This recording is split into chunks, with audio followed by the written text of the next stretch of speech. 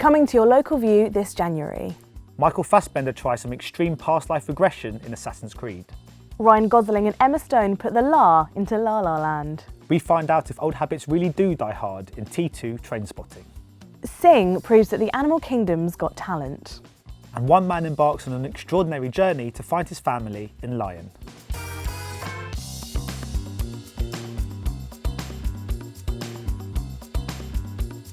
Hello, welcome to What to Watch this month. I'm Rihanna. And I'm Stefan. And this January we have some incredible films to start the year, including Assassin's Creed.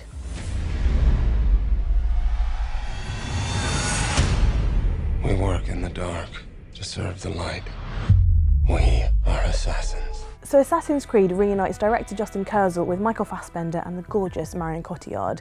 What can we expect from the movie? Well, Michael Fassbender plays Callum Lynch, and through some sort of new revolutionary technology and genetic memories, he can embody and adopt the perspective of his ancestor Aguilar in 15th century Spain. And it turns out he was part of a secret member society of assassins, which is pretty cool because my ancestors they just sold antiques. Yeah, I think mine was a milliner. So it's a really interesting kind of concept, and obviously Michael Fassbender's in it, which is already just, you know, that's a kind of seal of approval for any that's movie. already exciting, but also the fact that he's back with Marion Cotillard on screen, obviously their chemistry was so brilliant in Macbeth, and director Justin Kurzel was the one who made that magic happen. Also, what's really exciting about this is that so many of the stunts that you see are real. They got proper stuntmen instead of doing digital or using CGI, and I think that's just like a really cool thing in this day and age. It'd be so easy to do this all on a computer, and I think they've tried to do as little of that as possible, and I think that's going to really show on a big screen.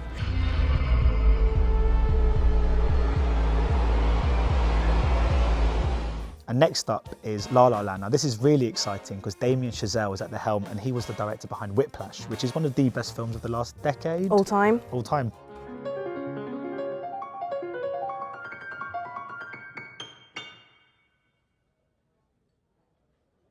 I just heard you play, and I wanted... I mean, what can we expect from this pastiche of a musical?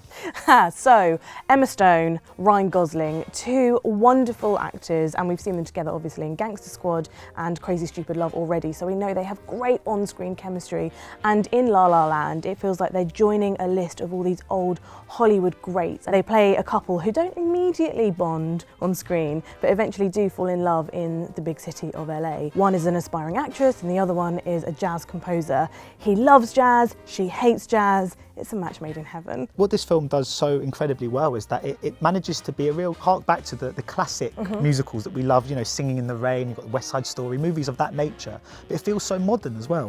And what I also love is just the style of it, the look of it, and the music and the acting. It is one of those films that ticks every single box. I can't think of a film that will probably be better than this all year. It's a film that I think people are going to be talking about for like years and years to come, and how exciting to say that you were there at the beginning and saw it on a big screen.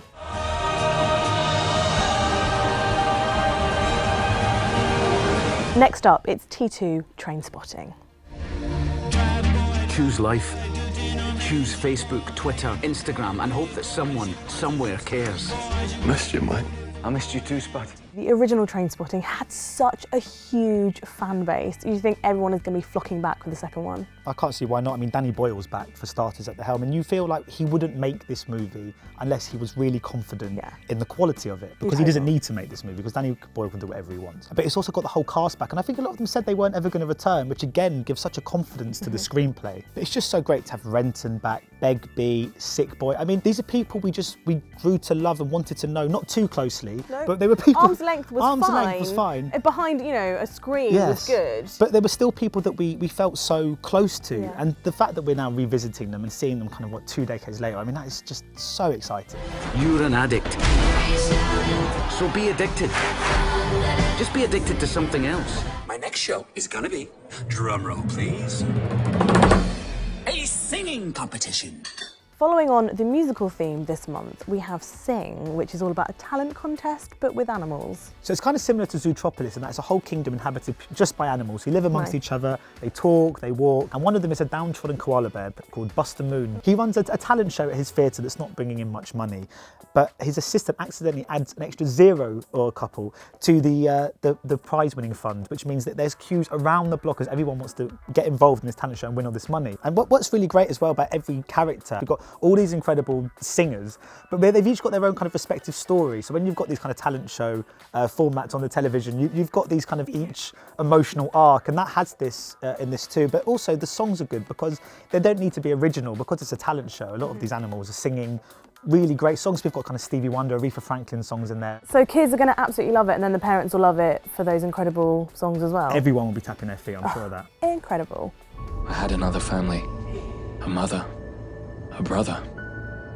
I can still see their faces. So Lion by Garth Davis is based on a true story. So what can we expect from this this narrative? Yeah, it's a really heartwarming true story actually. So it's about a little boy in India who kind of gets separated from his family and gets lost, and then gets really, really far away from them and can't find his way home, and eventually gets adopted by an Australian couple who take him back to Australia with them. And then years later, he's sort of inspired to go and find his real family by these kind of dreams and flashbacks that he has of when he was little growing up in India. So Dev Patel plays the lead in this, and it feels like a really mature role for him. The film looks like it's so rich in emotion and about cultural and personal identity that I think we'll really see the best in Dev Patel. He's proving himself to be one of the sort of great actors working today, I think. I agree, yeah.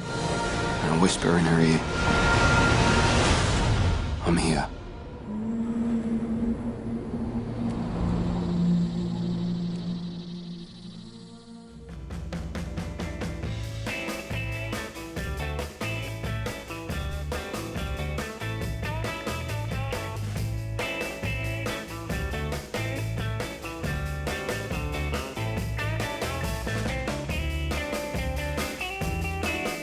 As you can see, based on this incredible wealth of movies coming out this month, it's going to be quite a start to 2017. So head to myview.com where you can buy tickets to all of those mentioned and more.